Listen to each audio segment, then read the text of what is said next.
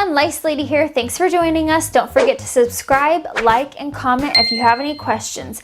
Today we're going to be debunking the myth of WD40. People come into the clinic actually having used this product on their head. Today we're going to try this product on a couple lice and see if they actually survive using this. Let's get started. As you can see, we have our Petri dish here and we have our product WD40. We're going to leave it on for about 20 minutes because that's typically what we do with our products, so we want to make sure it's comparable. So we're going to go ahead and give it a try and see what happens. Here we go.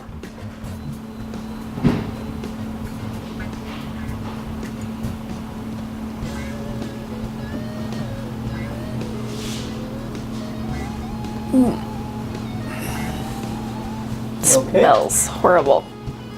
And it's still swimming. And put some WD-40 on our door. WD-40. That's what this is.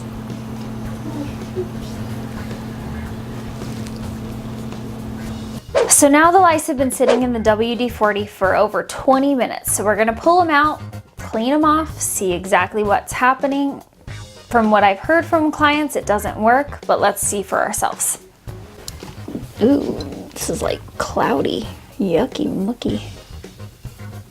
Oh, that was a good catch. Oh, where'd it go?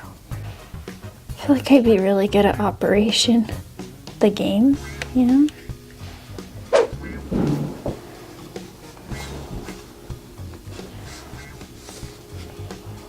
Now they're all cleaned up, we're just gonna let them sit here for a few minutes and see if they come back to life.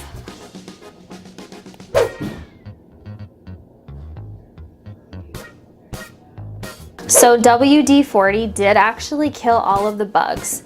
This is a super toxic, flammable product. There are other products out there that actually work that aren't toxic. So not a necessary product that we need to be putting on our kids and our heads.